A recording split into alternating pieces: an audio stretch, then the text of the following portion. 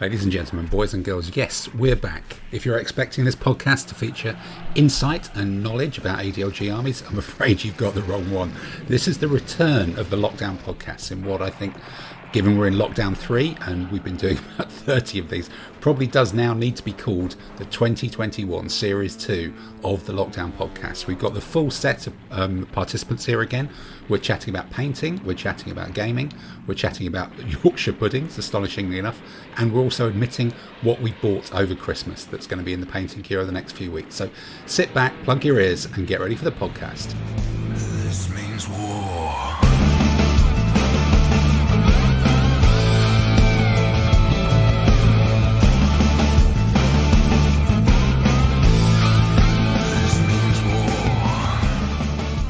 Well, we're back. I think December the 11th was the last time that we hit, is it airwaves with a podcast or internet or something? I presume it's actually internet, isn't it? The internet pipes was the last time we hit the internet pipes with a full team of 7 on the lockdown podcast. And since then, I think we've been through, was it going to be, was it not? Was it going to be lockdown Christmas? Was it going to be, we'll go out and disco and hug together and then no, stay at home, don't meet anyone else. And then we're into the new year and what was going to happen then, and people start getting injected and then we're locked down again. And basically it just kind of feels like we're locked down until sometime in March is the long and the short of it, which with that much lockdown in front of us sounds like as good a reason as anything to bring back the full set of 7. I've got them all here up on screen, everybody here. And everybody is away. Yay! How are we doing? And I think to restart lockdown waffle, this is the podcast that has been described on Twitter as a wargaming equivalent of the Archers meets Monty Python. I think, which I think is a compliment, quite possibly. But I think the most important thing than that is actually the toy soldiers malarkey. And we've all been with the 6 weeks or so since we last spoke. That's been a lot of time without these podcasts to just get tempted by stuff, just drift over and click online and buy a couple of bits. And I think we've all sort of accidentally admitted that we've done enough shopping, that our starting point and our normal start of the week feature of what have you been painting, I think probably does need to be expanded into a 2-parter really of what have you been buying and why, and what have you actually had on the painting table. And I think it looks like pretty much everybody is going to be able to contribute quite a lot to this. So let's see. Shall we start with Adam? You look like you've got a very sophisticated drink there. And or was that red wine that you're on, or are you just on? It was because lockdown's a bit weird. So normal world doesn't matter. Had a roast dinner today. Fabulous. Leg of lamb. It was very nice. My children didn't eat it because they're vegetarian, and my wife didn't eat it because she said she doesn't like lamb. So I ate quite a lot of lamb along with my potatoes, and I treated myself to a cheap, yet rather cheeky bottle of French red wine. So it's all quite nice. Brilliant, good, excellent. So as you speak to us now, French red wine before prices go up. Yeah. I just shut that out. Just shut that one out. Yeah. Well, you mean while we can actually get it here? Yeah. Oh, yeah. The more important question, Adam, with the lamb, was it gravy or mint sauce? Both. Okay, just checking. Because Yorkshire puddings. Did you go the full Yorkshire? Yeah. I had Yorkshires, homemade Yorkshire puddings. So that's why you needed the gravy and the mint sauce, because you can't have Yorkshire puddings without the gravy from the freezer. Yeah. Sorry, a quick question. As a colonial and Antipodean, what's the point of a Yorkshire pudding? I don't get it. Is it just no, Simon, I've got to jump in there as someone with Yorkshire heritage. I think the actual question is, what's the point of the rest of the meal? That's the way it works. The whole point of the Yorkshire pudding, growing up eating them, is you'd have it as a starter. This is you'd have the Yorkshire pudding. The idea was to fill you up so you didn't need as much meat, because nobody could afford anything. Can we just rewind? Tim, did I hear you say the words as someone with Yorkshire heritage? Absolutely, yes. E-bike, Indeed. Whenever I hear you speak, mate. My granddad was a miner. That was it. and that's where my But then he lifetime. grew up. That's where my lifetime love of Billy Bragg comes from, of course. But no, Yorkshire puddings are the main part of the dish. Everything else is accompanying. That's it. That's just the way it works, Simon. It's just called Yorkshire without the pudding. It's just Yorkshires. You just have Yorkshires. Yeah, a couple of Yorkshires, yeah. Did it ever acquire that kind of protected status in the EU for regional food? No, because nobody outside Yorkshire doesn't care about anybody else. It's just Yorkshire. So No, Simon. No, It's the Yorkshire here's a Republic. tip. So it doesn't So have here's the the tip, problem Simon. of being If you specifically do- Yorkshire then. Simon, if you do ever go to Yorkshire, what you've got to do is you've got to go to a pub, have a Sunday roast, have Yorkshire puddings, Yorkshires, as I believe they're called up north, and you've got to say very loudly, of course, Yorkshire puddings were invented in France. That's a very important cultural experience. I've learned some of these things living over here. Don't say that. No. And Now, the other question- actually the other oddity on that one is was full kudos to you, Adam, for going full Sunday lunch on a Monday when we record this. That's brilliant. It does remind me that years ago when I had a job, one of the people we're working with, they'd come over from Russia actually, and they'd stayed over for the weekend and or for a few days, and they got the Russian guidebook to the tourist attractions of London, and it had a double-page spread in the middle of it with classic British food, which was cucumber sandwiches, fish and chips, all that sort of stuff. And they said to me, "Where can we get this, roast beef and Yorkshire puddings?" And I said to them, "Oh, you'll only get that on Sundays." and they looked at me like I was completely mad because it was like the famous British food. And I thought to myself, you're absolutely right. That's completely mad. Anywhere will serve this on a Sunday, but you can't buy it any other day of the week. So yeah, odd world. But And look, one last question on that. Yeah. There was mention of Yorkshire puddings as a starter or a main. So the question is, is a single Yorkshire pudding a substantial meal, or is it 2 Yorkshire puddings? we can have a separate podcast, and Dave can do a cook along of Toad in the Hole. Yeah. Well, the original ones were quite large, and you used to have it with basically the drip gravy to start off with. So why you'd is it called a actually have pudding plateful. then? Why is it called a pudding then? The batter. It's the batter. Because you have it's the puddings same. for pudding, I'm sure of it. It's You 'cause can Yeah, have them but for puddings with lemon curd as well, but Yeah, because back when they were invented, you have peas pudding as well, yep, Yeah. good It's point. all cold. and Yeah, steak and kidney pudding. and mince pie, which actually had, well, not the sweet stuff that we've got now. Anyhow, what's this podcast all about, by I the can't way? remember. I think we're He says we're having a just- glass of wine. this is probably the stuff everybody wants to know. But look, since the 11th of December, and bearing in mind there might be other people in earshot, what have you been buying, and have you managed to get any of it painted? Because I think last time we spoke, we're going to be chopping the hands off Dacians or something like that and painting them all brown, and we're wading through it. But anything else come through the post? Any Christmas gifts? Well, buying's kind of weird because Gripping Beasts had a bit of a sale, and I've got a vague idea that I'm going to do a late Roman army. So while they had a sale on, I got a box of their heavy and light cavalry and a box of their foot. And for some reason, I'm still not sure why. There's a box of Perry late 15th century knights and lighter cavalry in my cupboard, and I just don't know where they came from. But they're kind of there, which is Nottingham, because I was going to do a French ordnance army as well, so that worked out. That's perfect. You're halfway there. You might as well finish it off. Well, absolutely. Yeah. And sure more things will appear as we go along. So yeah, I haven't bought anything; just stuff's appeared in my cupboard.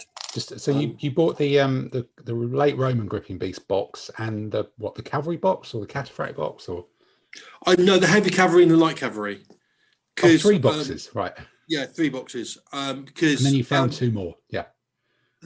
Which were the medieval ones. Because the cataphract box I looked at, and it's odd because I'm probably never going to want more than 2 elements of the cataphracts, and I'm only going to put 3 on the base because 4 just doesn't fit anymore. It's like figures have changed size, so it's really not worth buying a box of 12 if you want 6. And you might, I might as well. Yeah, I know, but I wouldn't use late Roman cataphracts for an Armenian ally. because they look Romany. Okay, yeah. Those late Roman and it's a good thing, but they look like they don't look like they're weird Middle Eastern types. They look like Roman actually, if you did ever want to do that, in my ridiculous Arab plastic kit bash malarkey, I do have now a tin with loads of plastic heads. So there's probably quite a few Asiatic Araby heads that I've got that you could stick on those cataphracts to make them into, if you did want that other 2 bases of Armenians. And if it's the Gripping Beast sale still on, because they are super cheap, but yeah, possibly. But the other thing that I didn't buy, but it is a complaint, and it's not a complaint against this particular company, because you get it all the time in war games world, is just before Christmas I had an email from Victrix, because I bought some of this up, saying we've got new stuff coming out, which is always good. New toy soldier stuff from any company is always good, and they listed what it was, and there was some this and that, and they're doing they've got coming out very soon. It might have already come out for all I know. Some early Achaemenid Sparabara shooty sort of people, which is good, because if I ever do the Achaemenids, that'll be handy. And I thought exactly the same thing about 3 months ago when War Games Factory had their new product of War Games Atlantic, isn't it? War Games Atlantic, which is just like, and I can understand that you want to do what's popular in sales, and I can understand that you can't just abandon that to your competitors, but at some point there's got to be, it's like, it's just a bit of a choice, because if they did say Parthian, they would have to do 1 box of light cavalry, 1 box of cataphracts. There you go. It's like I'll buy buy 3 of the light cav, 2 of the cataphracts. Done deal. But yeah, no, it's like this, and not to all get. It's like you can always get the popular. Lots of companies do that. Here's the early Imperial Romans. Without sort of like doing the, and it's not like Parthian or Sassanid or any other obscure. The Parthians are a classic army. So yeah, this whole sort of like always doing the same as a competitive. I can see, and I'm not going to tell people how to run their business, but as a consumer, I prefer choice of different periods rather than choice of different figures. That is choice within the world of plastic, though, isn't it? If you go into metals, you've got loads of people doing every single period. But if you're only just looking at plastic, you're sort of treating plastic differently to metals in that thought process. Yeah, no, well, I am. What I'm looking at, and because how I'm treating them differently is, I think, I really want a Sassanami because it's classic and it looks really cool. And then I price up how much it is in metals and think, that's for 25 mil metal armies. I kind of, and it's not saying that I wouldn't, but when I compare that to pricing up a French ordnance army from the Perrys, it's still a fair whack of money, but it's nowhere near as much. So yeah, I am treating it differently, because plastic figures tend to be at least as good as metals, actually, and just cheaper. So yeah. I think the reason why you have the problem there is, the companies like Victrix, War Games Atlantic, they said, right, what do we want to add to our range, and listen to gamers about what they want. What's they want. Yeah. And both have gone, in this case, early Achaemenid Persians. Yeah. And that would have been about a year ago. They wouldn't have been aware that each other were doing that. Yeah, no, and it makes absolute sense. I do market research, and that's what's going to sell. But it's just sort of like, a new sort of like ancient 25 mil. The new, same as the, God, so yeah, no, it's not really a complaint. People run their business how they want, and I hope all those companies are successful. But it's just, seeing those two come out at the same time is a little bit odd, isn't it? But yeah, if you're doing market research on the same very small pool of people, they're going to both give you the same answer, isn't it? Maybe we need more war games companies run by people who go, I don't really care what people want. I'm going to make what I want. That can go the other way as well, because then you end up with the Perrys doing things like War of Triple Alliance 1879 Peruvian skirmishers, which is good, but it's like, and it's brilliant, but how many people are going to do that as well? Well, that was actually one of the things I was going to suggest later, that we we all take up a group thing for when lockdown's finished, so that we could all field wars of the Peruvian, Brazilian, Venezuelan Triple Alliance War, which in 28 mil. Well, I think I'm developing a set of my apparently it was the other war in which riverine monitors were sort of developed in parallel with the American Civil War, because a lot of the battles were in tributaries up the Amazon. So they had these sort of steam-powered comedy flat metal ships around about the time as the American Civil War. And isn't this the war that was like one of the bloodiest ever, wiped out like a third of the population or something? Yeah, I think it did. It's amazing that Uruguay even managed to field a football team after it. Really, they suffered tremendous and it not get losses. eaten. Yeah, it was a crazy one. They absolutely wiped out, a good chunk of the population. Yeah, that's like 30 years war, really. Yeah. So Adam, going back, did you paint anything over the last month, or has it just been chipping away at the Dacians, or? Just chipping away at Dacians, not a huge amount, because Christmas, so I took the foot off gas. And also, I know we talk about drinking loads, and I've got a glass of wine now, but to be perfectly honest, I don't drink that much these days. I don't have much call for it in my life. So I can paint, but over Christmas, I've been having like the odd sneaky gin and tonic or something, and it's like after having a few drinks, painting's not going to happen. So I've painted some. I've finished one batch of the Dacians. I've half done another. I prepped up the third, and I'm just prepping up the fourth now. So it's kind of been going forward without any sort of great push or excitement, but yeah, all good.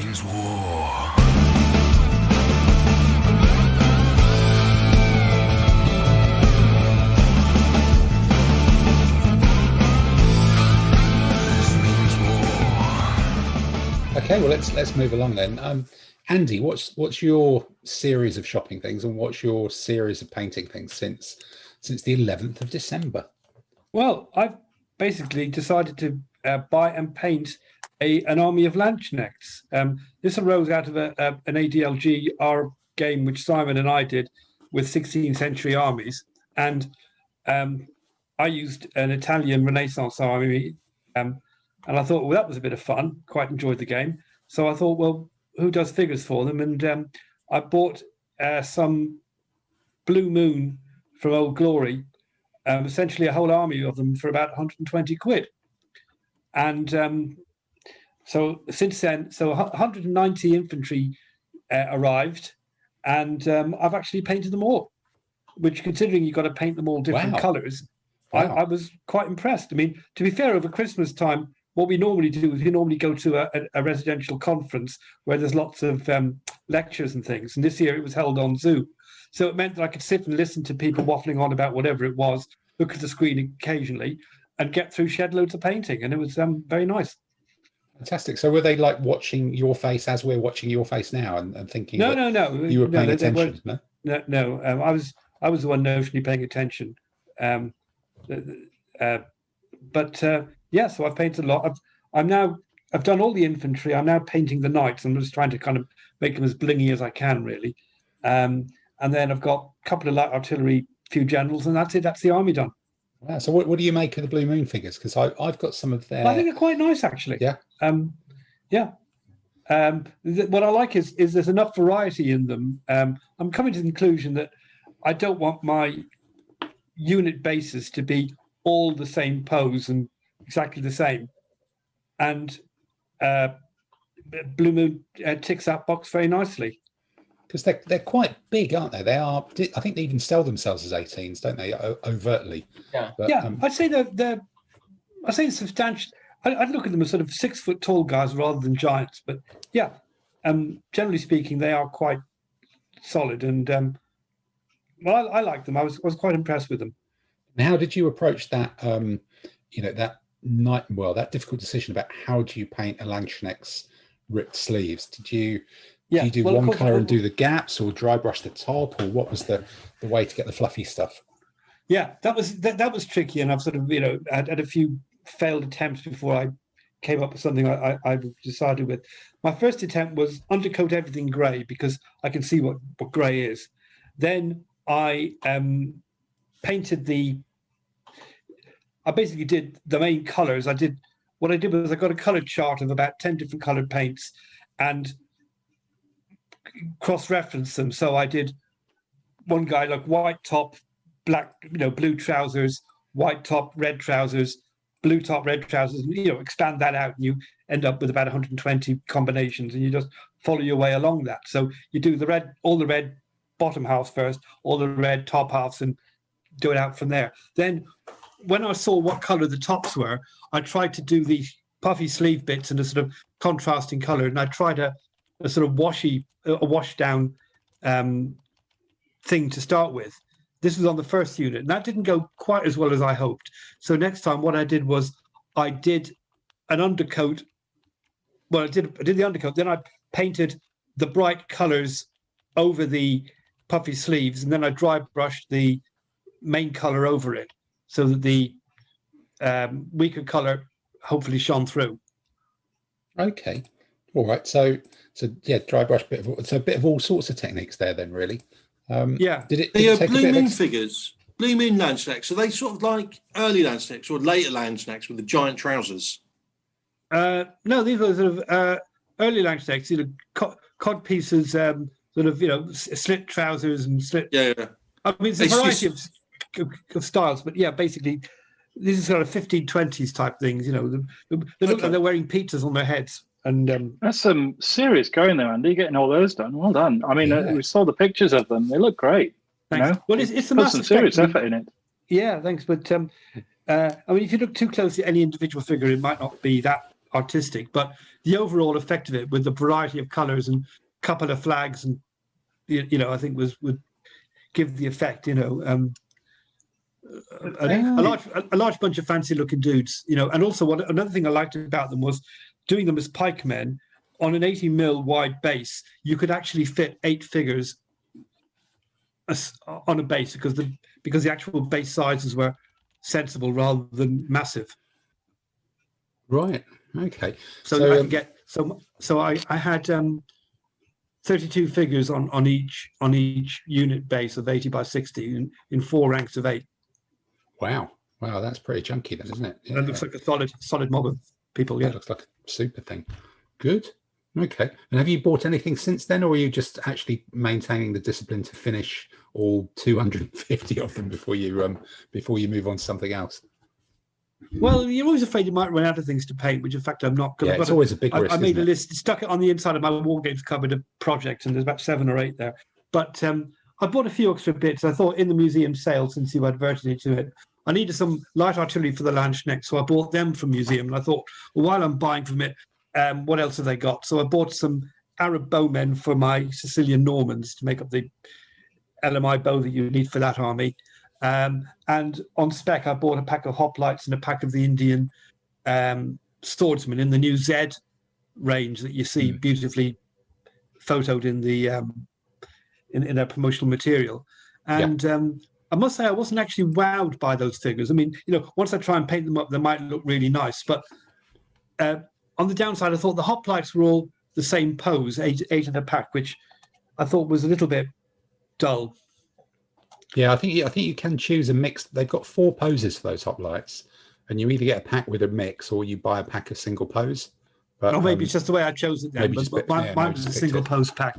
Yeah, no, I got some of those as well, and I think the castings on the hoplites weren't as crisp as I think I've had in the past.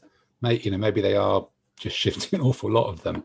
But I got some of their new.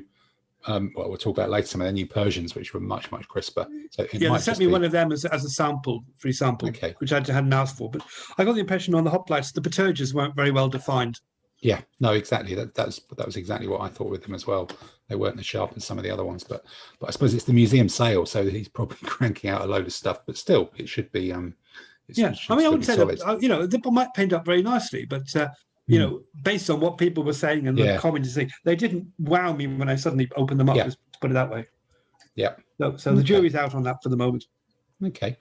All right. Well, look, let's move along. Tamsin, what have you been painting over the last month or so? How eclectic has that been, and how much shopping has sat behind it as well? Well, shopping side, not much. I think last time we got together, I said I'd put an order in with Lancashire Games for some more Germans and Romans to upgrade my infamy force to sort of full ADLG armies, and those arrived. And other than that, the only other purchases have been books. So, painting wise, not a great deal. Although the news crew, and so on that I mentioned before, I got those finished eventually. This is for the Judge Dredd stuff, isn't it? Obviously. Yeah, this is the Mega City 1. Yeah. Remind me, these are what, 32 mil or 28 mil? Right. These figures that you're seeing now are actually cobblestone, so it's probably it's proper 28 rather than 32, so a little bit smaller than the Warlord stuff, but still there. Yeah, hey, very dynamic. And then sort of last week, I took a bit of a break from painting, and then last week finally got onto the special edition mini from Warlord Games for Judge Dredd bit. So it's Judge Dredd versus Judge Death.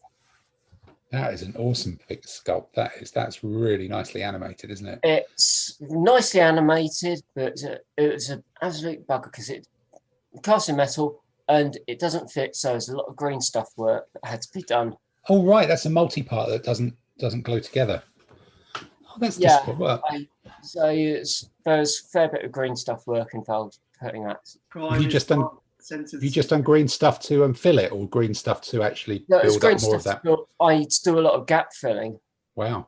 So around Dredd's waist, and I think it's his right shoulder. Okay. Do you think that was down to the original casting, or did you just get a duff one, or I think it might have been the original casting. I couldn't see how it should have fitted. No.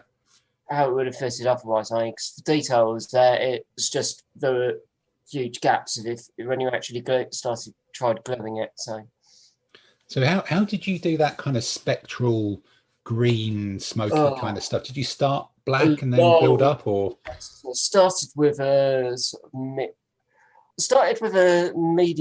medium green and then sort of dry brushed with progressively lighter up to white, and then went over it with glazes, a glaze of, I think it was Vallejo fluorescent green as a glaze. Then because some of that's quite dark, isn't it? Go back, do a bit more.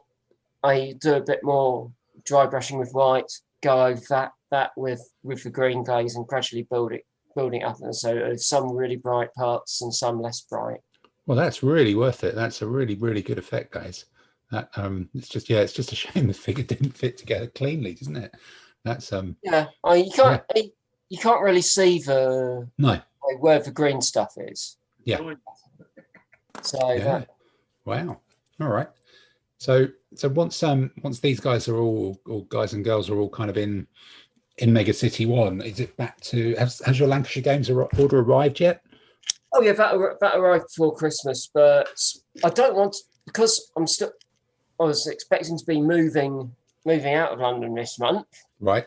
Anytime soon. I didn't want to start. The only other projects I've got for painting would probably be at least 2 weeks work. I don't want to start something and then have to stop partway through to pack it up. Put it all away. Yeah. All right. So you're going to be kind of just doing tiny things then over the next few weeks then. Yeah, I'm still waiting for a completion date on the new house. So. Right, wow. And then, so what, within a couple of podcasts, hopefully, we'll be talking to you in your brand new enormous painting room. Hopefully. With Northern Light or something like that coming into it. Okay. This means war.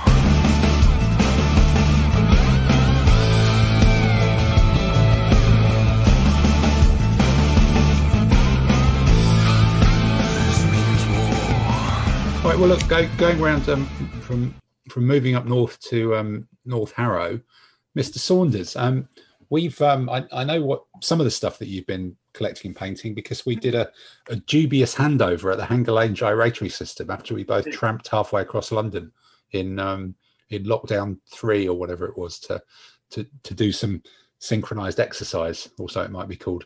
But since December, what was there any finishing off before that big order came through?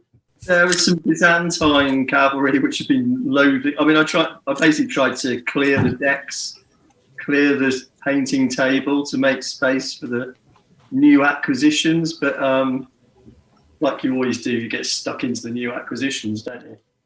Yeah, the new stuff is always more tempting, isn't it? Yeah, and it's a whole army of. So it's a Legio Heroica entire army. So my favourite ADLG army is medieval armies, medieval Spanish. I know I've got loads and loads of different medieval figures from Donington, and I bought a Lego Heroica army to be specifically Spanish, and I've got stuck into painting that. And, and I was chuffed that came through so quickly, actually, because it was kind of get an order in before Brexit, and before that makes it, and it did come remarkably quickly from the guy at Legio Heroica.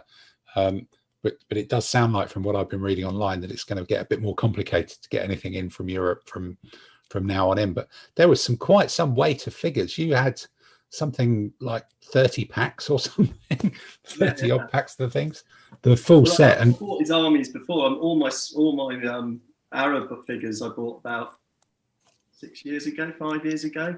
They're great figures, aren't they? I've got a load as well. I got my Mongol army from them. I really like them because they're quite staid positions. So they're quite like like you run a Napoleonic army with 5 guys all marching, but with slightly different head poses and things like that. So they're not very dynamic. They're very staid, but there's a lot of variety in there, and I think they paint up so beautifully. I've got a late Roman army of Legio Heroica, and now this army, and as I say, all my Arabs. I've got so many Arabs, it's not true. But this army's, the idea of buying this army was going to keep me occupied for 2 or 3 months. But right. I figure maybe less than another month, and the whole thing will be done. Is that you're enjoying it too much, or is it just easier than you thought? I'm enjoying it too much, because I also got from Donington a load of banners, medieval Spanish, feudal Spanish banners for the Battle of Navas de la Tosa or something. So I'm getting to the point where I can actually name each knight. Right. Yeah, that's kind of excessive, isn't it? They're not appearing in this podcast. It's a challenge, isn't it? Yeah. Like. Yeah, because there was talking to you, Dave. What's that? Have they started talking to you, Dave? Yeah, a bit like that. No. Yeah, but it's in Spanish, so he doesn't understand it. Yeah, I don't understand any Spanish. No. It's all right. Dave's got his accent that he puts on. No, I've got the Crown of Aragon 1 command with a big yellow and red banner, and I've got the Duke of Cadbury. It looks like a Cadbury's cream egg because he's purple and white. Is he literally the Duke of Cadbury, or he's Leon, the King of Leon? Funnily enough, the Duke of Ferrero Rocher, probably. Yeah, exactly. Yeah. And then I've still got the King of Castile to come. So those are the three commanders. But the knights have all got, the Donington banners tell you which banner is who and which battle they were at and things like that. So that's been really good fun. Dave, question for you on Spanish knights.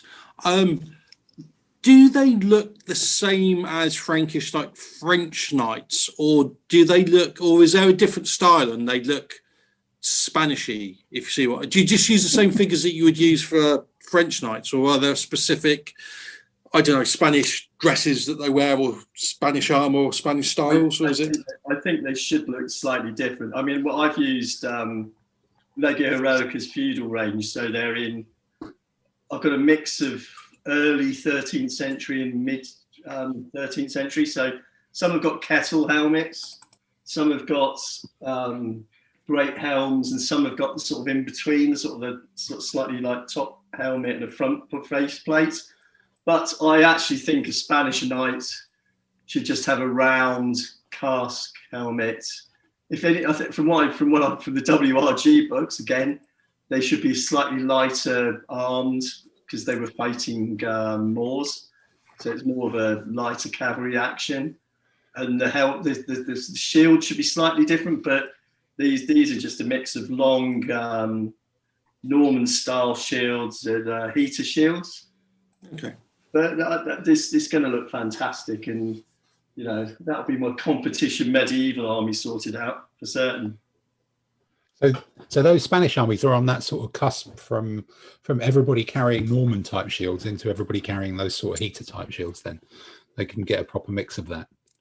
Yeah, I mean, I've mixed it up. I mean, basically the Legio Heroica range is some knights from 1195 to 1230, and the other knights are from around 1250.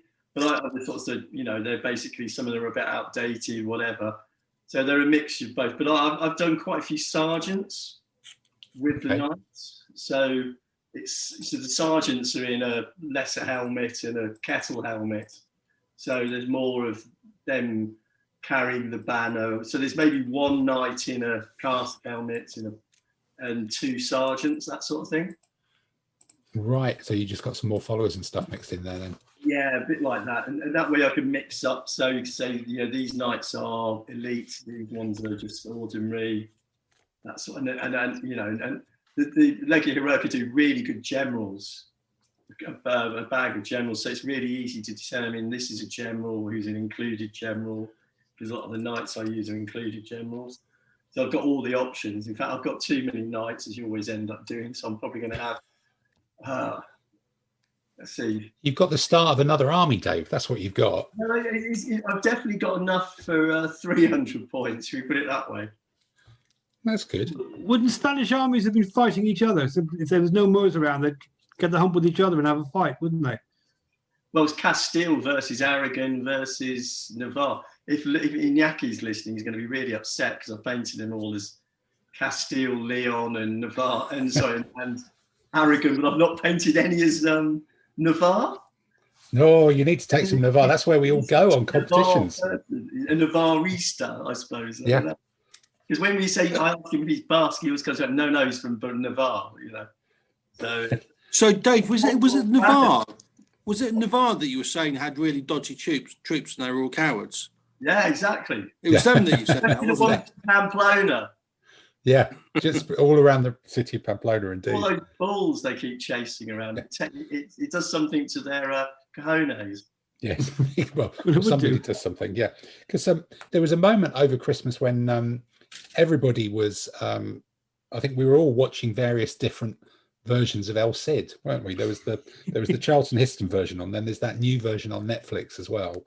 But I think, Dave, you might have actually watched the whole thing, have you? Or I've watched. I treated. To digress off of points. I've seen the El Cid many times on the Charlton Heston, but I did watch it again for the fun of it. But that's not the army I'm doing. That's much earlier. That's feudal.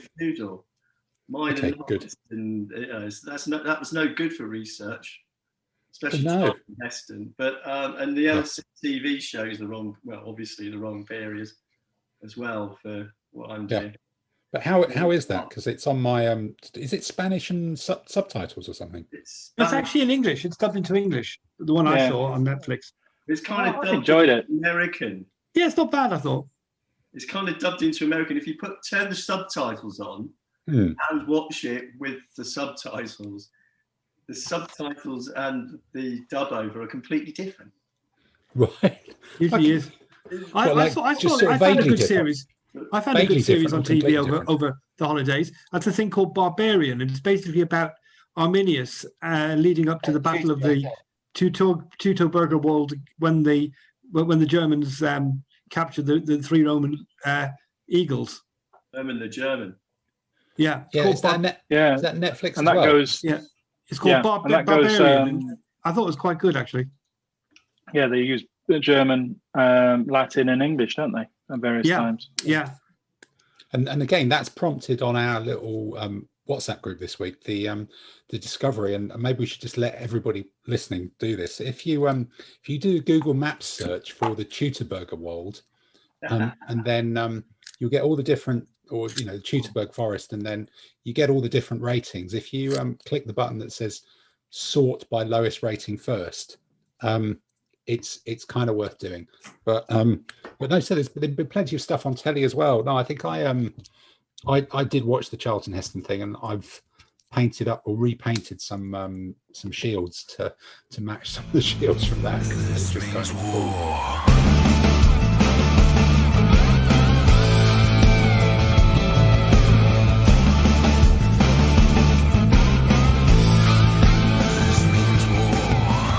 We're just going around this. So, Peter, I think last time we spoke, you were recovering from a bout of the COVID lurgy, and then you've had a Christmas with children, which is always kind of demanding. Have you managed to sneak away and get anything in painting wise done? Painting wise, I carried on with a bit of the Napoleonic stuff. So I've been carrying on with. I've got some French back when we were in Excel. When I was wandering around with a few of you, actually. So I decided to have a go at some of those. So I got to the stage of getting the horses done and getting the saddles done. But then it was back to work and everything took over. So I've been going non-stop since what it feels like, Jan 1st. Yeah.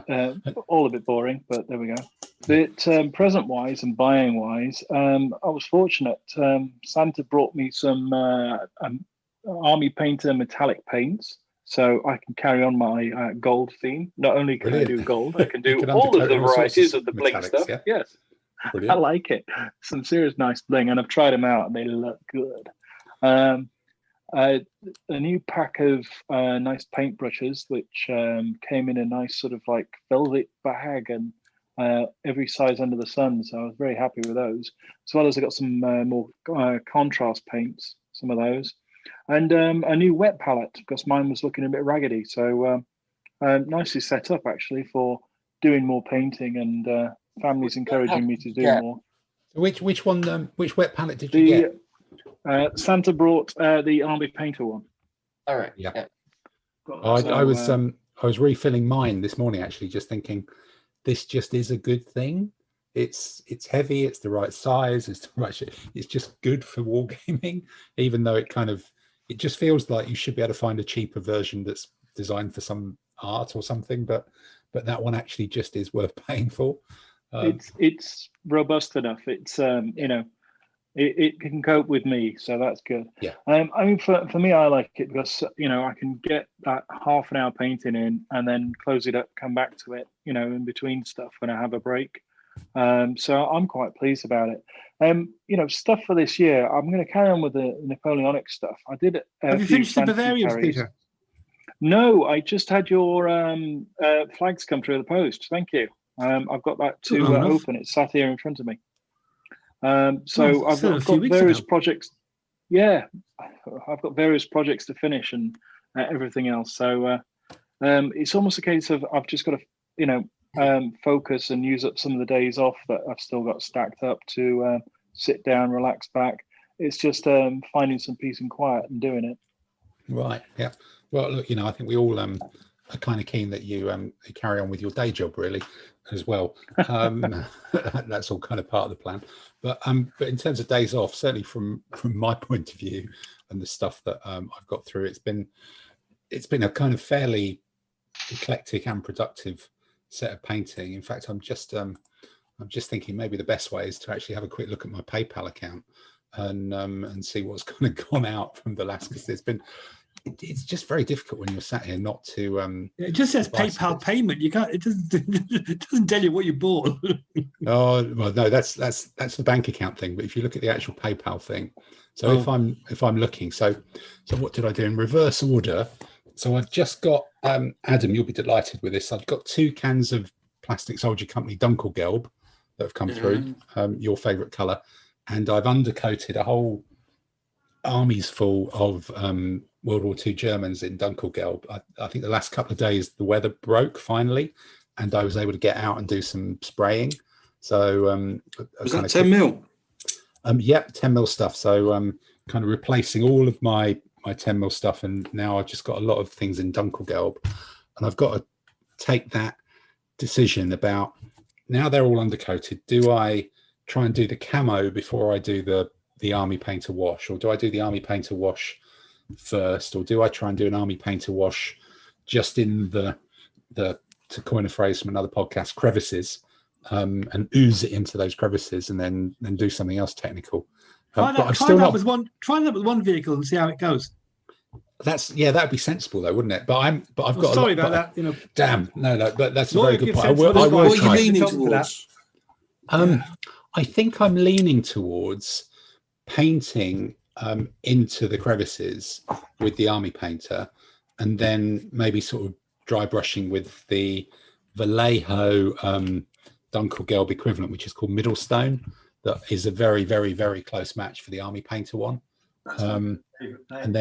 And sort of starting with that, and then trying to do the sort of stripes with a bit of blending and things, so that they look a bit airbrushy.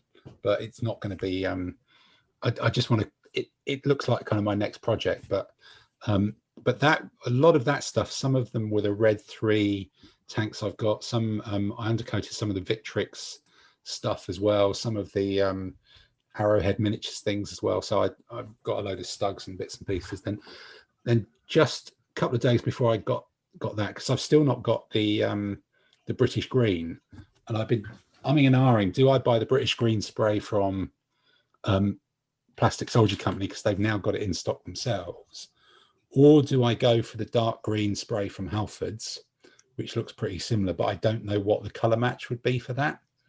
Or I've got a feeling that I've done some tanks, certainly 6mm tanks, in normal army painter green that's just kind of almost a brighty, blandy green, and then put the really dark wash on them, and it really tones them down a lot.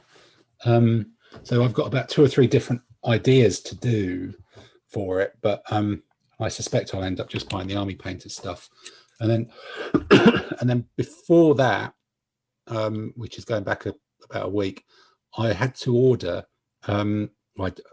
some more bases, some more 40 by 30 bases from Pendragon and Mini Bits, because I've been rebasing my 15mm Normans, and then I decided, because I'd done them, I needed to rebase my Vikings and Russ to match. Not entirely sure why. I think I've got 2 different types of basing, and one used to be from medium and heavy knights onwards, and then my Normans were in my ancients basing color, and that was kind of the cutoff. And I've moved the Normans into the medieval basing, and I'm now rebasing something like 500 Russ and Viking figures, which is an awful lot of 40 by 30s, but I'm sure it's going to be worthwhile, because they're not lists that you ever really bloody use. So I ordered another 160 bases in a bulk pack from Pendragon, which meant I had to buy a couple more tanks and things, and a Whirlwind and some other malarkey from them that will be coming in. What rule set do you use for all these then? It will be Blitzkrieg Commander when we finally get back to doing stuff, because it's a good old set for shoving stuff around and watching things happen. You know, you don't have the game control that you would with the Flames of War, but your orders just don't get through, and they sit there and funny things happen. Things happen. Yeah, it's stuff a bit happens. like the War Master command system, isn't it? It's exactly the War Master one. It's War Master. The more times you do it, the more chance you got things going wrong.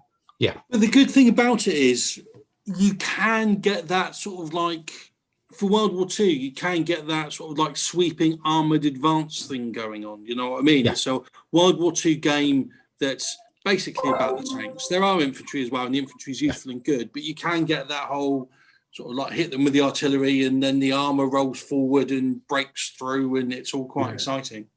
Yeah, when you get that run of dice and things work, you get the command, you get your tanks sweep around the flank, get stuck in, you blow an army away. It's all brilliant. Another day. It's actually the War Master, that War Master system is far better for World War II than it is for Ancients or War Master. Definitely. It fits far better. Yeah. I'd be interested to have a go at that sometime. I've got British and German armies. They're not absolutely huge. They don't need to be. They don't need to be. It's great. Yeah. In fact, it's almost better with more space. But also, I've got this. Is this going to show this pit head thing? So this is it's supposed to be for the Western Desert, but was it a radio kicking or something? No, it's a truck with a ladder in the back of it and a bloke climbing up the top for artillery spotting. Right. So it's like, so in the Western Desert, because there was nothing to climb up, they actually supposedly did that. So So I'm going to be using that in Northwestern Europe in 1944. Wouldn't that be sort of sand colour, I suppose, in the Western? Yeah, they literally just tied a ladder up to the vehicle, didn't they? Yeah, just shimmied up it. So I added some extra bits and pieces from Pithead, who I had a conversation with him before Christmas, and I said, explain to him how to post stuff in postage. Special post boxes, which meant I got them a bit quicker, which was great. So I probably helped someone out there. I saw the Victrix are going to be bringing out some Vesps and other type of stuff in their 12mm range. Yeah, but who needs 6 Vesps? You know, I don't need 6. I could do with 2. So if you and Adam each needed 2, we could order a pack and split them. I'll have to look at the BKC. I think it might even be a Vesp, might be kind of a one person thing, but I got some Victrix 28mm or 20 whatever it is mil Macedonian cavalry from North Star with that sale code that you found, Andy, that meant that they were cheaper from North Star than they were from Victrix direct, with the Victrix discount for being a Victrix advocate, loyal customer or something. Bizarre. Yeah, which was kind of like weird, but had that. I found Why did you get 28mm Macedonians? Because I'm slowly building a plastic 28mm Seleucid army that will be a project.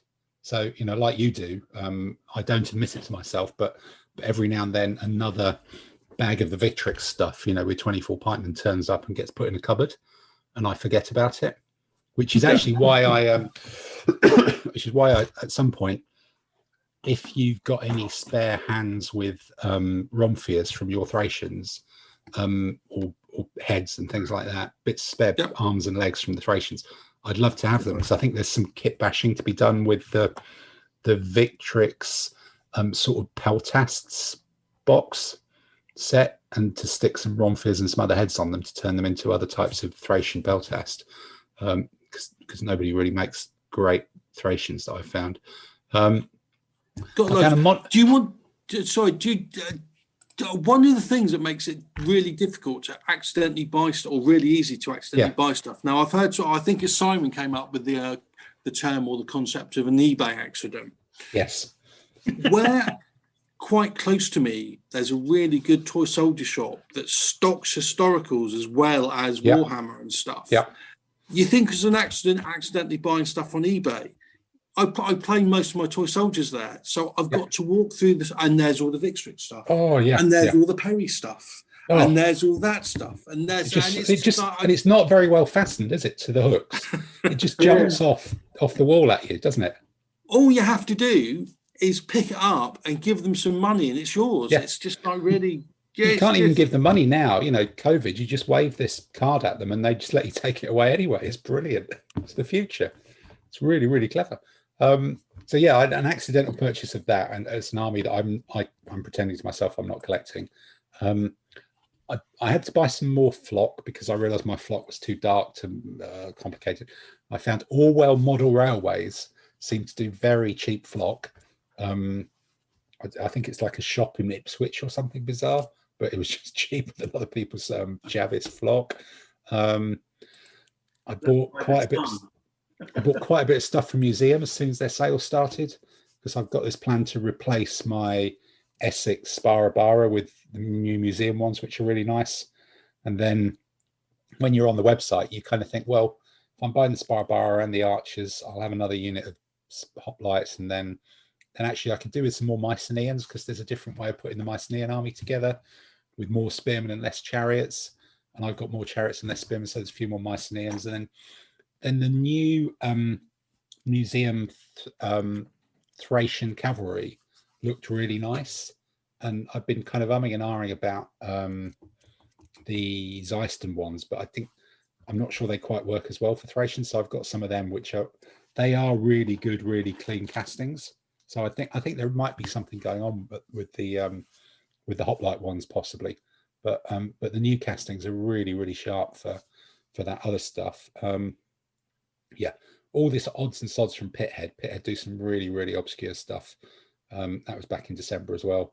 And then I bought Santa brought some a Victrix elephant and some Victrix something else as well, which which was luckily, obviously that came, and that was tremendous at Christmas. And I got another book on Napoleon, so I'll actually be able to find out what rubbish you lot all taught me. And what was the book? It was. Just out of curiosity. It was the Adam Roberts one, I think. Napoleon. Oh, was it a biography of Napoleon? Yeah, it's biography of Napoleon. Yeah. He's pro Napoleon, not anti. Okay, all right. Well, that's once I finish my Vietnam War book, I'll be into that one. Tell you what, Tim, a little while ago, the concept of first world problems became fashionable. Yeah. And I think I've heard the most purest example of a first world problem. My flock was a bit too dark, so I had to buy some more. It was shameful, wasn't it? It was terrible. Yeah, but it's as long as it's not a bishop saying that. Yeah. And then so painting wise, I've bio stripped and painted some of those those really dull Essex spearmen, and I've undercoated them white and done them in contrast paints, so they're like little baby versions of the big ones that I've got, which I've done 3 bases of them, and I've got now about 10 bases of Arab spear, and 7 of them are really dull, and 3 of them are brand new and nice and shiny. So you know which 3 are the only ones that are ever going to get fielded now. Until I get tempted with buy a strip. I re-stripped some Essex hoplites and redid them.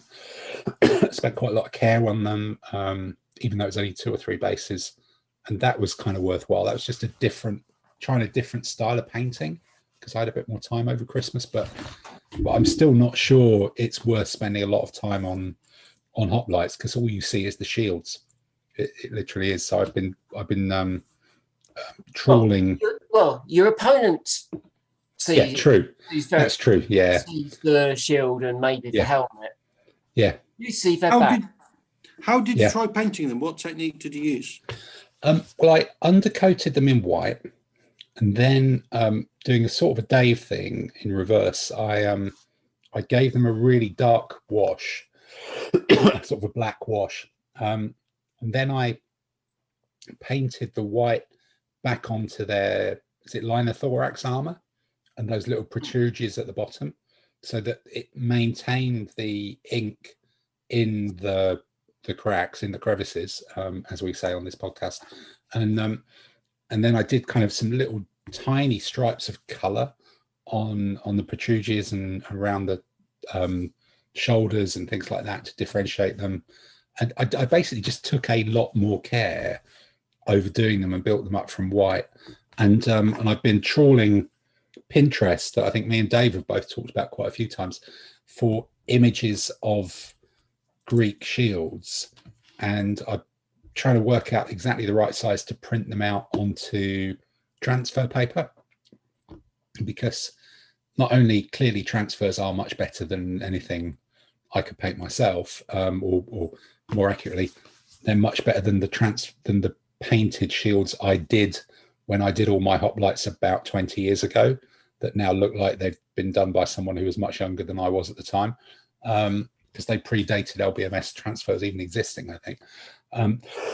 So I'm going to print those out and do water slide transfers to give them a bit of a design. And there's some really good stuff on Pinterest that you can find, some really clean designs, as long as you've got the self-discipline not to just kind of download all the LBMS ones that loads of Russian people or other people have just uploaded onto Pinterest anyway. But yeah, there's all sorts of interesting shield designs that I can use that are quite nice. So I think there is a task of probably rebasing and tidying up a load of my old hoplites, but just redoing the shields and not doing the rest of them, because I think the effort for redoing the rest of them is probably not worth it. But I think it was possibly triggered by a podcast that me, Dave, and Rich did on using loads of Greek spearmen that kind of excited us about using Greek spearmen. So that fired me up. I want my money back on that one. I tried using a load of Greek spearmen and I got walloped. Well, you obviously didn't listen to the end. That was the secret. There was a little bit after the music that said, "This is all a load of old bollocks." these armies are terrible. Don't believe it. It's always pays to listen to the end. Really. Listen to that last bit. He's been asking me how to buy hoplites. I've been saying, right. Don't do it. It's funny how armies change from rule set to rule set, because like your Rus that you said you're never going to use anymore, and in ADLG they are pants. But I remember when they were just a really funny army to use. DBM, they were really, weren't they? Yeah. Whereas now it's like you've got them all sitting in the drawer, and it's like they're just spear ordinary, and it's like in ADLG they're just like a bit. Yeah. Well, more spear Rus thing was. I just started wargaming and played him at BrickCon in my first game, which he played forever. And I was sat there, and everybody came up and said, "How do you get on?" I went, "Well, I don't know if I could ever beat that army." And I said, "No, you can't." I was going, "What's the point of that then?" Yeah. It's just completely pointless. Well, when you're sitting on the Rus side of the table, when you're sitting on the Rus side of the table, it could be fun. Competition after competition, it would get really boring. But every now and then, it was just funny to go. It's still great. Coming up and studying his technique, and it was just like, so this is like across the table. So is it going to change in the new rule set though? Are we going to see substantial changes in that? In the that's what I'm saying. Any changes to the use of spears? Well, I think there's a way to use them, and I think they're part of the that paper, scissors, stone thing. So I think if you change some of the other bits, spears might become a bit better because people will use more things that spears are good against. But I don't know. Rus with a Viking ally is okay. I use that at a competition down in Bristol, and it gets wide enough. And as long as you get the waterway down, it's kind of viable. But you do need the Vikings to give it a cutting edge. But I don't have enough rebased Rus to field, I think, an entire Rus army. I think I can put 14 Rus spearmen down, which is 2 big commands just to soak some stuff up. And but look, it's an army I got years and years ago. They're all 2 dragons figures. I really like them, and I want to give them a bit of love and rebase them and deploy my Rus Abbott joke again at some point in time. So I'm not. On the new edition of ADLG, does anybody know what the word on the street is for when it might be coming out?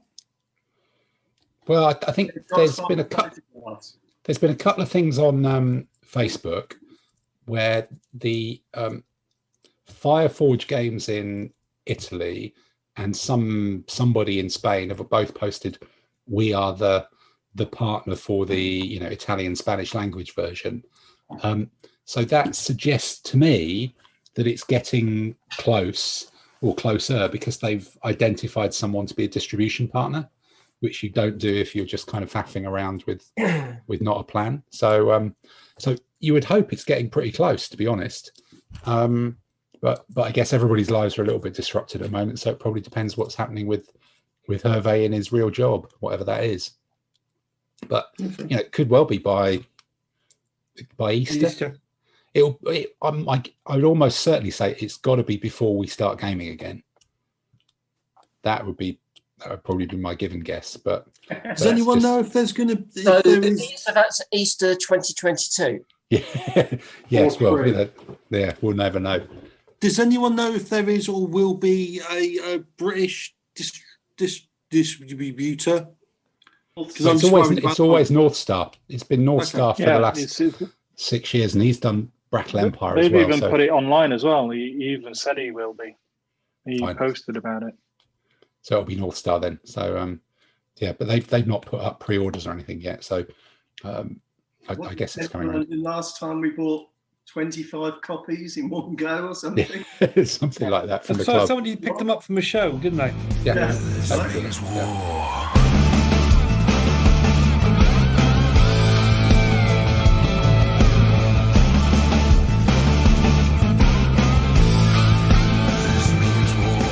Well, look, Simon, you're sat there patiently, and I know that you have been doing some painting because you're always doing some painting, and I know you've done some shopping because amongst all of us, you're the one least able to resist. I suspect it'd be a pretty tough competition, but eBay just does do its siren spell over you.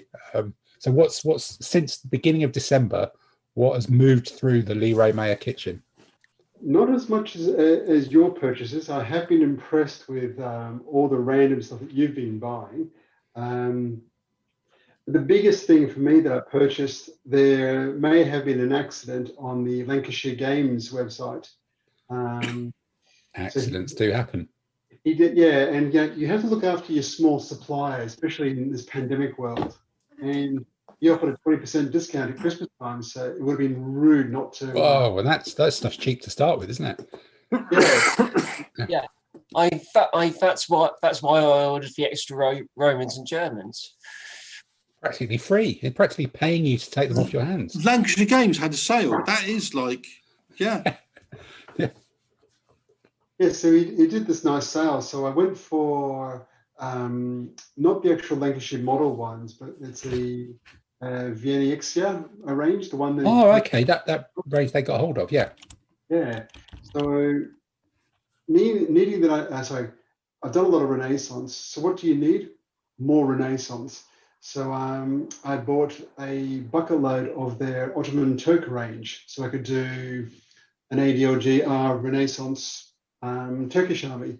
So there may have been some heavy artillery, lots of couple cool, the very nice mounted with pistols or swords, big sticks and things like that. Lots of janissary. So I've got a mixture. So unlike say museum or other ranges where often they just have one model of janissary, the Vienna Exia range has a few different poses of the models. So some are with swords, pole weapons, with muskets and things like that. So you can make quite an interesting pose on the ADLGR style of base. So it actually looks like a swordsman unit with muskets rather than just a bunch of bowmen or occasionally a bunch of muskets, maybe the guy waving a sword. So when you look at it, you go, yep, that's definitely going to be impact swordsman coming my way. So they've come up really nicely. So I may have bought about 300 points just to give me some options. So I'm slowly working my way through them. So what are because that was a real well-regarded range when back in the day when it was Venexia, wasn't it? How have they transferred over to because they went to the States, they came back? Is it the molds are definitely tired. Okay. So there's a few of the janissaries who are like guy holding a shield, like a little buckler shield, and a sword in his hand raised. And a few of them, the actual sword metal was quite flimsy. You basically looked at it, and it snapped off right at the handle. Well, I think that was an issue with the original ones because thinking back, I've got a really small number of kind of Cossacky light horse, and they've got. I think it might have been an issue with the original designs. And I know Dave, when he bought some janissaries from Old Glory, you said there was some of the molds for some of the command units where they got the trumpeters and all that. The actual trumpet itself, if you look at it harshly, it might break or bend over. So, but at £2.50 or $2.75 for a pack of 8, Yeah, true. You can deal with some attrition in there. Yeah, and the janissaries are definitely a vibrant bunch. So, a couple of people have lost swords, but then the rest of them got big pole arms and muskets and, banners and stuff like that. So it looks like a lively unit. And do they price them the same as their other ranges then? Or comparable? It's not any different? Or No, I think it's slightly different. Please hold while I go onto their website. Yeah. They were really cheap. They were like £2.45, weren't they? Yeah. So the Venexia range, their retail price is £3.10 for full mounted. It's not a bad price. So then with the that's a long way below £4, isn't it? That's So 70p a go. Yeah. So they're quite nice. They were really, really famous figures when I started. I mean, that's not long ago I started playing again.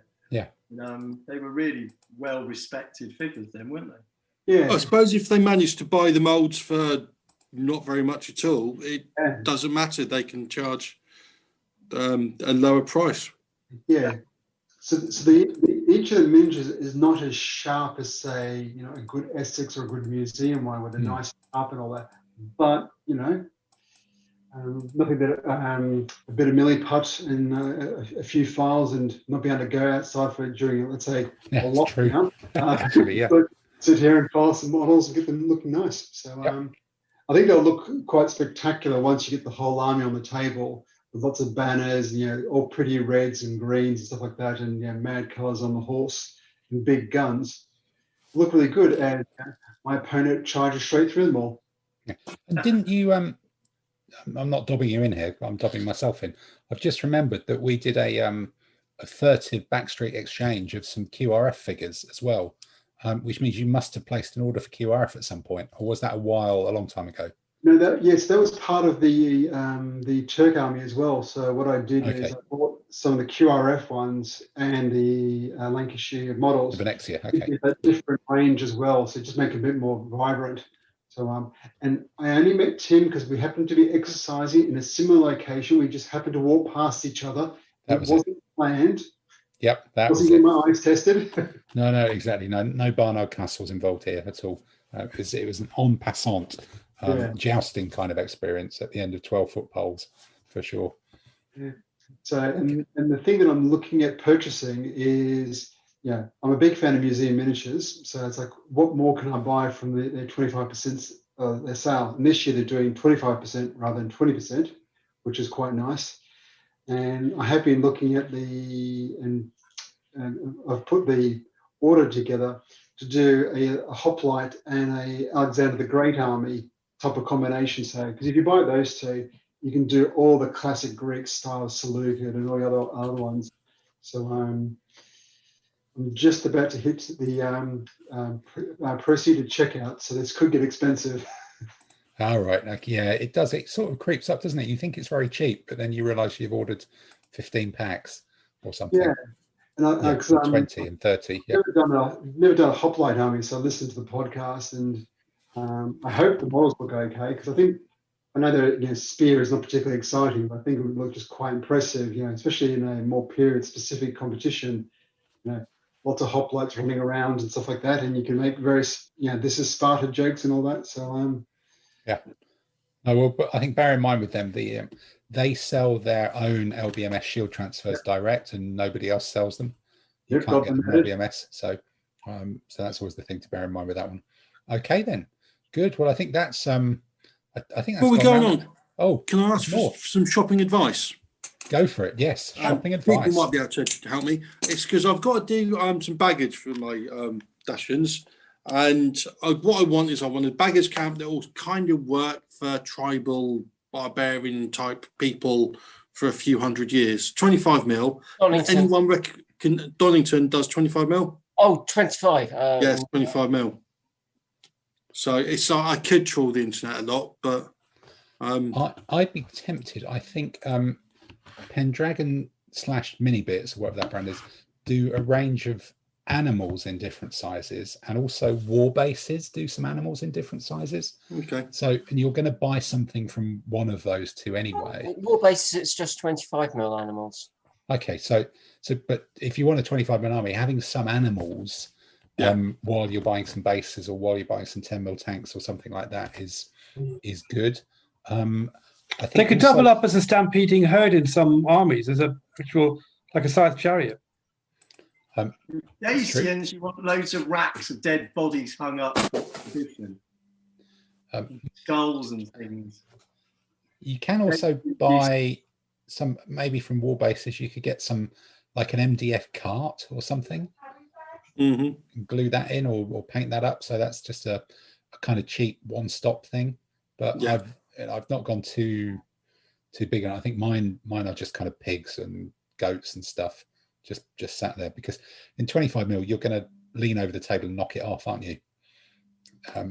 Particularly if you're attacking with the Dacians. So what I've seen sometimes on the 25 mil things, people actually do a 15 mil type camp sort of thing, so it looks as though it's off in the distance because it just fits quite nicely on it. So these are small and those are far away.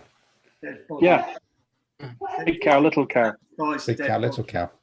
big cows and little cows. But if it's not the figures themselves, but an actual camp or an encampment, like if you're building, say, a tribal village or something, it's off in the distance, sort of thing. So you could actually buy an encampment in 6 mil or something from Irregular, and go the whole hog, and just do it really, really far away for something like that. This means war.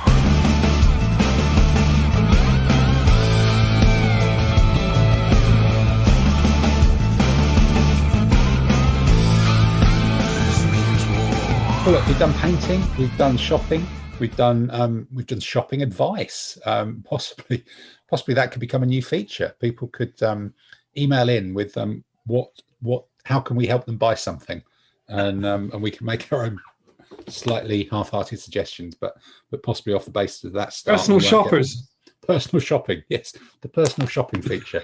That's probably a whole new set of audio, isn't it? I suspect it would be influencers. That'd be dangerous. Yes, we could be internet influencers, but in terms of internet's where we'll all have been playing, really. And if I'm imagining, so probably the best place to start in this is Mr. Finkel. And I imagine that in the last month or so, you must have an enormous track record of battles against your regular online opponents and possibly other people as well. How has the campaign of strategists been going?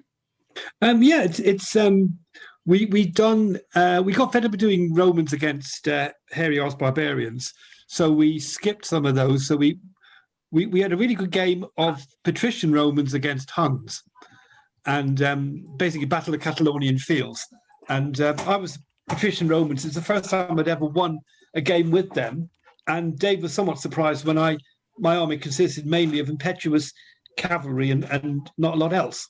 I think he was expecting some foederati on foot, and I didn't have any on foot. They were all on horses. So that was a fun game. Then we backtracked and did Charonia, which was Macedonians against Greeks. And having listened to the podcast, I thought, well, I'll try the Greeks. So I had an army of 27 or 28 units. About half of them were hoplites, and the elite Spartan hoplites got absolutely slaughtered, and the rubbish Asiatic Greek allied hoplites kicked off when I was in front of them. It was somewhat bizarre, really. But was that just reminding me, Andy? Was that the podcast where we talked about hoplites for a long time and came to the conclusion that if you're using Spartans, take very few of them? It might have been. I think that was right at the end. You'd probably stop listening by then. Yeah. Yeah, well, most people have, wouldn't they? Yeah. So. Yeah, true. Good point. Yeah, good point. Well made. Yeah. So we did that. Then Richard Case wanted to be taught how to play tabletop simulation. So I've given him a few games, and they went the way it was expected. And I'm yet to win one. Okay. That's a good to do. Start. So it's consistent. So Richard is as formidable on TTS as he is on the table, and I got a complete thrashing last night. That was we were doing Alexander the Great against Porus, and he was the Indians. And he'd obviously listened to the podcast about Indians, I'm imagining. Funnily enough, he might have done. Yeah, I think he might have done. Yeah, maybe you should have done as well. Let me guess. Did he kind of hold in the centre and then push forward, shoot, and then have one really punchy command? Well, it was all punchy. There was elite elephants everywhere. Oh right, okay. yeah, that is a bit tricky. One of my medium foot commands went up against his, and I'd two elite. I'd taken my two Argyraspides as medium spears. So I took the view against Indians who don't have impetuous swordsmen. Medium spears are as good as medium swords. So to try and boost the number of grain troops I had in the Macedonian army, I had a number of medium spears, of which two were elite. But when they went up against his one of his commands, I kept rolling ones to his sixes, and two of my units disappeared in the first round of combat. And after that, things got seriously horrible. Yeah, that does make it kind of difficult when those sorts of things are happening, isn't it? Really, for sure. Yeah, okay. I mean, because Richard doesn't give you any weak spots to hit anyway, which doesn't make life any easier. Yeah. No, I guess that's the case, isn't it? Right. Okay. Yeah. Okay. Well, looking around the list. Oh, I think I had a game against Simon. Didn't we do a game? Two games. Two games. Two games. Simon, tell you about them. Yeah, Simon, talk us through those. Did you you'll talk us through those in a minute. But Tamsin, have you managed to put any of your Judge Dredd stuff on table? Or No, I didn't. I mostly because until about a week or so ago, my table was full up of junk, which has now been tidied away, ready for packing. Yeah. Okay. So you've just been. Hopefully, this week I might actually play a couple of games. I get a couple of games done. A few months ago, Warlord sort of released for free a solo Judge Dredd campaign, and about a week or two ago, they released a solo campaign for Strontium Dog. So brilliant. So you've actually now got some official Warlord collateral that you can use to do that. That's fantastic. Good. So that won't even take up too much space, is it? What's the size of table? 3x3. 3x3. That's pretty decent. So you can get all those fantastic figures on table and get some photos up on your blog, I guess. Yeah, hopefully. Fingers crossed. Okay. All right. Adam, have you you managed to sneak any illegal games at Entoyment or beat your kids up or anything like that? No, it's just to celebrate the new lockdown. Me and the kids had the game Pandemic, which is always fun. The world's doomed, by the way. Okay. But other than that, we expected this. Yeah. Other than that, been playing chess online a bit. Chess is always a fun, interesting game to play. I wish I was better at it, but it's like you got to work really hard to get good at chess. Or you could just be like that character in the Netflix thing, which is excellent, actually. I thought, but don't know if anyone else has watched that. No, Queen's Gambit. I haven't seen. Okay. The thing is, it's like I watched that. It's really good. My usual tactic playing war games is I plan to win 50% of my games by getting lucky 50% of the time, and it works out quite well over the course of a large amount of games. Yeah. Kind of doesn't work with chess. No, not good at all. Not good at all. Yeah, you just need to start memorizing stuff. Yes, at some point you have to start learning the games, and that's when it gets weird. Yeah. So were you how did your cricket bat wearing in Exodus? Did you manage to do that in secret? I did. Jesus, when it's just it's good for stress because you've got to hit it really hard. But it's that was good. So it's all done, and he's had some nets with it before the lockdown happened, and he's sort of like very pleased with the bat. On the downside for stress, he got that for Christmas. He got the cricket bat for Christmas, and my daughter got a drum set for Christmas, which actually cost less than a cricket bat. No, we know. We all clubbed together and got it for her. We didn't tell you, but you must have been delighted when you unpacked it. It's quite a bit louder. She's actually quite good, but it's like, drum sets are loud, didn't they? Eh? Good figure. You've not banished her to the shed at the bottom of the garden yet, then? No. No. Yeah. Playing drums in the bedroom. You're thinking about it. Well, her future plans are to hang around with musicians. I just she's got a big brother. She'll be fine. She'll be fine. It'll all work out in the end. Quite sweet people. What are you on about? Yeah, it could all be good. All right, Peter. What about you in terms of taking on the kids? Has that been something you've been able to do over Christmas, or have they just been plugged into new Xbox games? No, we've been playing Europa Universalis 4. I managed to hook up 3 computers. So doing multiplayer on that was absolutely hilarious because when you come off pause, it sort of like starts ticking on and various events start popping up, and having your kids shouting about Aragon succession while you're worrying about Ottoman invasions was quite amusing, trying to manage it all in between. All right, so the game actually plays just on an internal network then? Well, you can do it over the internet as well. So you can either do a LAN or do internet server. So I had got. What countries did you use? I've tried. Did well with Ottoman and England. I found Ethiopia to be hard work and just annoying. Castile, when I formed Spain, was good, but Aragon is a bit more of a challenge. And forming Italy was a bit of fun, starting with Milan. But my son's done really well with Austria, with managing the HRE and just taking over vast chunks of Europe. Yeah, because I know nothing about the game, but it does strike me that Ethiopia would probably be one of the harder ones. But yeah, funnily enough, yeah. But it's all the different events and planning out the different things. So I managed to, in one game, form the Murgles and storm across most of Europe. Wow. Okay. See, I've got to have my elephants. Yeah, Mughal invasion. All right.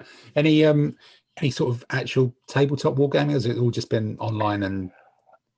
We tried to play around with a little bit of it, but with the usual Christmas stuff, and quite often I'm sitting at the table and that when we sit outside and play a game because we've got a nice table outside, so it hasn't been quite conducive with the weather for that.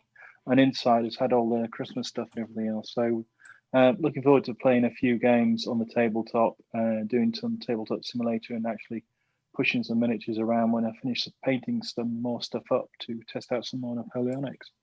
Okay, all right. So that's a fairly eclectic mix then of things. And Simon, I think we were mentioning that you played Andy in a couple of games. Is that ADLGR online? Yeah, so Andy and I had a game, I think 1 or 2 games. It's sort of hard to remember what happened over the last 6 weeks.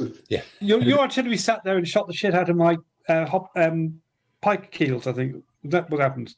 Yeah, we definitely had at least one game of Renaissance where we did Landsknechts versus something French, I think it was, and also something German. So we did a 1520, 1530 AD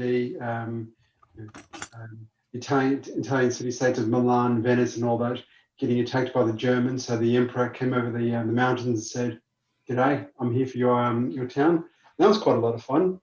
Things happened. There was violence. I think one game I absolutely trounced Andy, and I think the next game Andy proceeded to absolutely slap me senseless. So that was it was a lot of fun. We actually got the feel of what we're after from a Renaissance game of massed Landsknecht units and foot units manoeuvring around. The mounted were reasonably ineffective, while the foot were reasonably tough or reasonably coherent, and not with too much cohesion markers. For once, the arquebus units and that started to cause casualties and shooting. There was one game where Andy charged one of my Landsknecht units 3 ways, front, back, and sides, and all that. Things didn't go well very quickly. So it's the way you sort of visualize these mass battles where, if they're all in formation, life is good. They don't care about the mounted. But once the Landsknechts and these kill units were a bit mauled and all that, then the knights were keen enough to give it a bit of a go. And when things happened, especially with Furious Charge and ADLG, when things win, you win big time. And these big holes started to appear. So it was just good fun. It's also a quick game to play because you've actually got fewer moving parts in terms of units. Okay. Because a lot of them are double size, so you move them both as one, and that simplifies a lot of the movement decisions and speeds the game up. Yeah, so like you, Tim, when we used to play Fogar, we'd have those big games of Italian wars. You spend 3.5 hours and you basically get a draw. Every now and then you might get a slight win. Most of these games, bloodshed happens because you get stuck in. Arquebus units and the soft foot are reasonably weak if they're out in the open. If they're in the field, life is all good, and you get that nice feel of it. Yeah, I think I've on Tabletop Simulator, I was digging around for some of the sort of 3D figure models, and I found a mod. I don't know what game it's from, but it's got some really nice looking sort of 15th century Italian infantry as well that could be dropped onto bases that are different to the ones that are already there. Maybe they're a bit later. They might even be kind of, early 16th century or something like that. But send me the details of the workshop. I can mod them and add them to my Renaissance mod, and we can just add more different.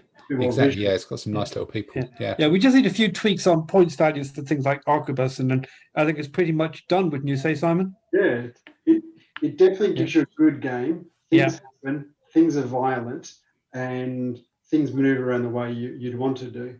Yeah, correct answer. Yeah, looking good. And we had a game of fantasy, didn't we? Yeah. So Andy and I have been mucking around with adding just a few rules to let you use ED or G core rules with some fantasy stuff, because Andy's got a lot of Tim Mill Warmaster armies sitting there saying, play with me, love me, and, you know, when you're locked down, what else are you going to do but tweak a few rules?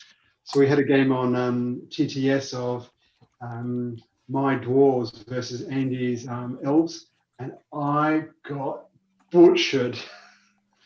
Wow. It was a great game, yeah. But I mean, as I said to him, in what other game can you have a core with berserkers and a mammoth elephant with artillery facing a dragon? It's just, you know, that can't be bad, can it? Yeah, it was fun. It was silly. We got to drink some whiskey and, you know, talk about things other than, you know, what's happening, and push towards everyone on TTS. It was all perfectly good, personally. Yeah. Okay, that sounds like a win.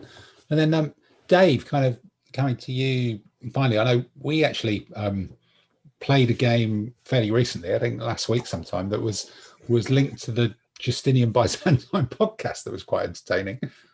Or entertaining until nearly the end, and then it just got not quite as good as it started off as being. It was a really great game. I really enjoyed it, particularly the end.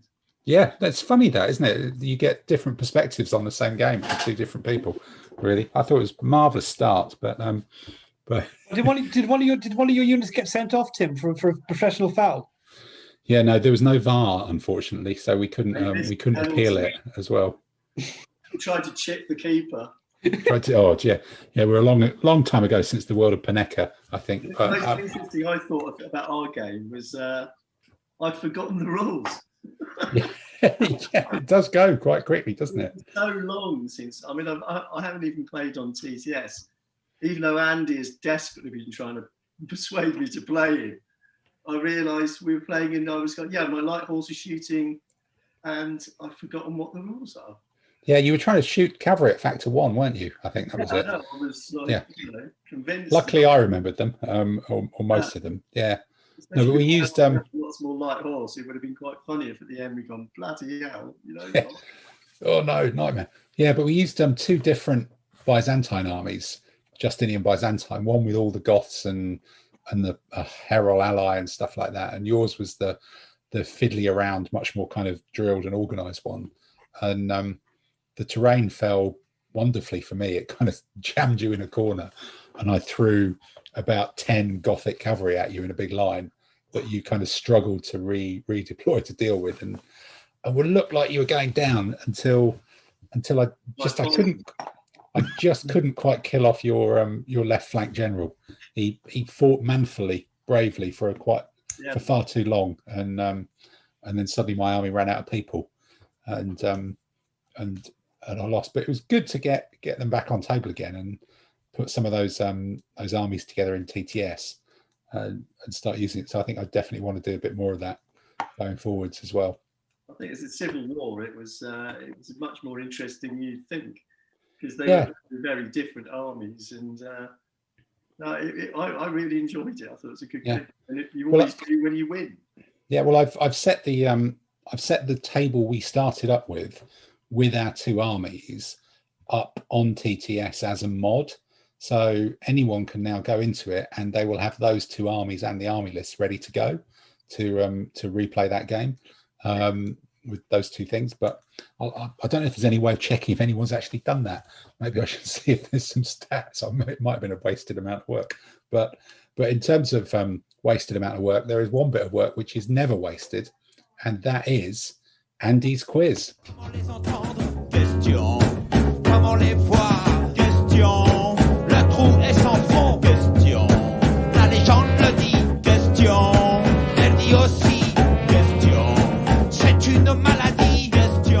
Andy, the festive break, le break du Noël, as we say. I've just got to say, I miss that piece of music, mate. Did you not play it at Christmas lunch when you were carving the turkey or something? Well, I played it while I was cooking, but it's like it's not the same. You should teach your daughter how to play the drum bit of it. Even with the new Sleaford Mods album that came out this week, I was slightly disappointed that there wasn't a track on it that featured the sample from Questions, but which would have been quite something. But yes, Andy, we've had a break. I don't think you left us hanging last time. I did. Yes, you wanted me to, so I did. There's actually answers from December. Oh, really? Well, the questions last time was about the topic was going down, which you thought would meant something else rather than to do with the anniversary of Pearl Harbor. It's a Sleep and Mods reference. It's going down like BHS.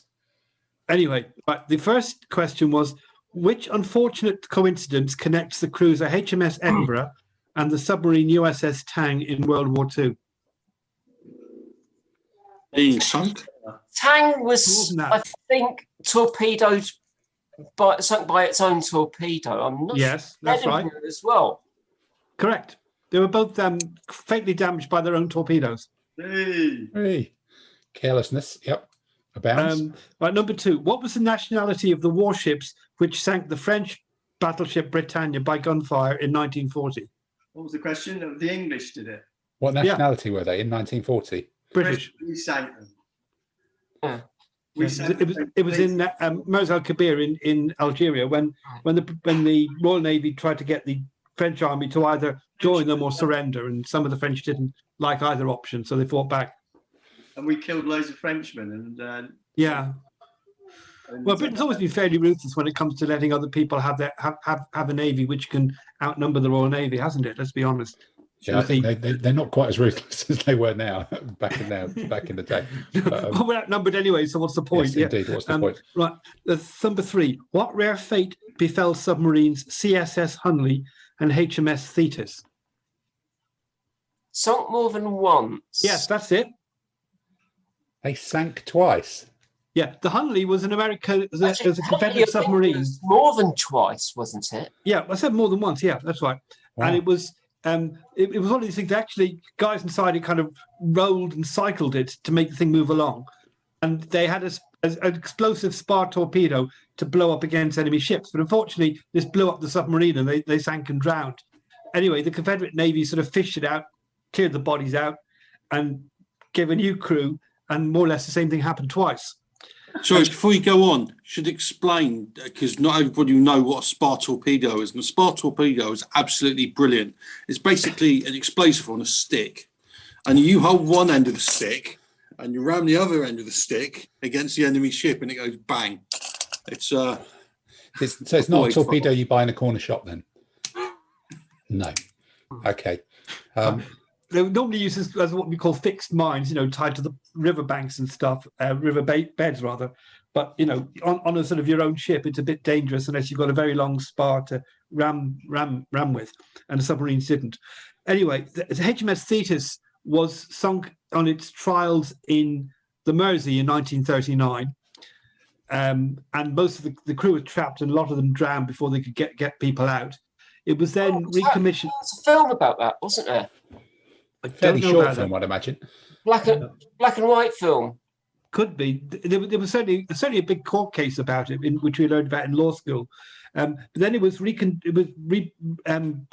fixed up. They sent it out to the Mediterranean as HMS Thunderbolt, and it was sunk by the Italians in 1942 or thereabouts. You'd think it wouldn't pass its trials, would you? Yeah, if it sank during them. Yes, indeed. Yep. Well, they might have made a few modifications to the later ones, but whether it was crew error or not, I don't know.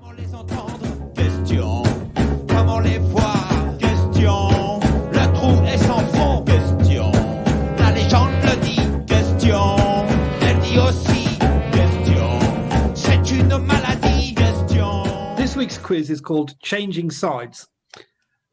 Right, the first question is, in which Civil War battle in the year 1600 did 20% of one army change sides, leading to a decisive defeat for their former allies? Okay, that's the first question.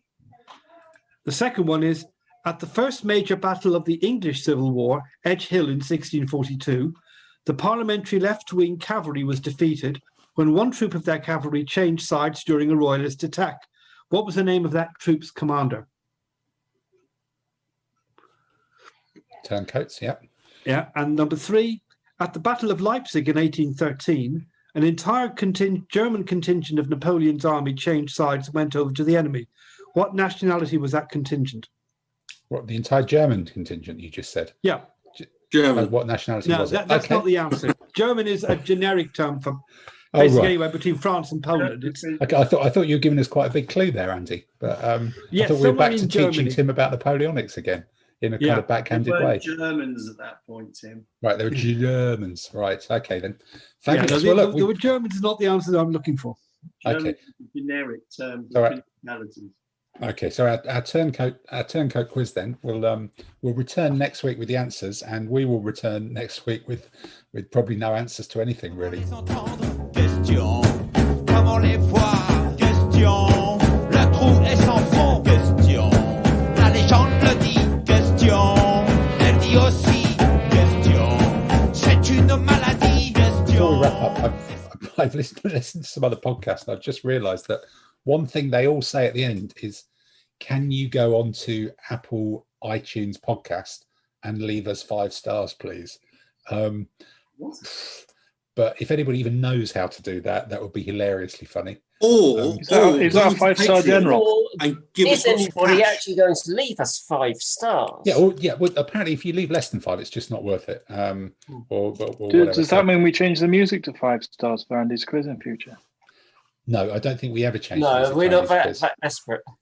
Honestly, I've thought about doing a podcast in which I'd just play the music to Andy's quiz. I think it would probably get better ratings. That would be a 5-star podcast, wouldn't it? So if you listen to this on iTunes or whatever it's called this week when Apple have rebranded it, please give us 5 stars. If there's any other way of giving us stars on any other podcast platform, that would be funny as well. I think you can give us a thumbs up if you're watching this without video on YouTube. How about that?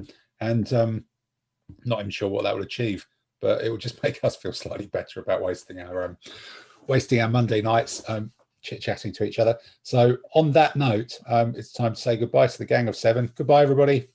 Bye. Bye. Bye, everybody. Bye. See you all next week.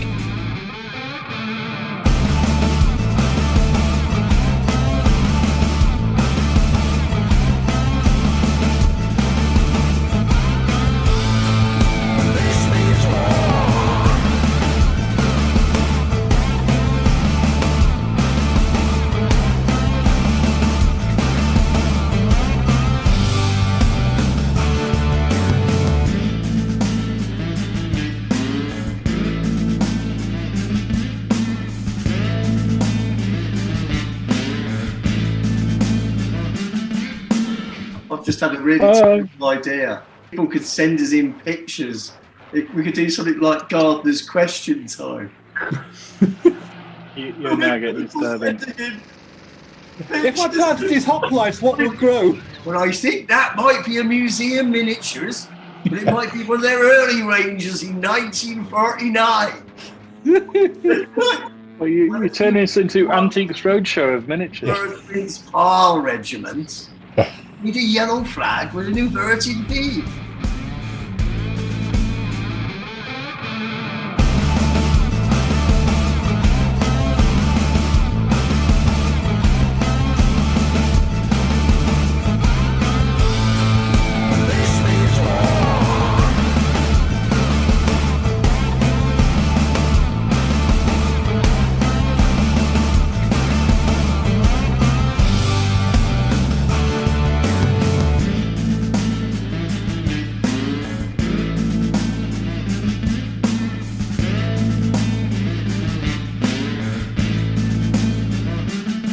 I'm a bit suspicious that Pete, when he had COVID, had some sort of like horrendous facial deformity, which is why I can't go on the video because my computer and stuff. But he had that beard before he got COVID. This means war.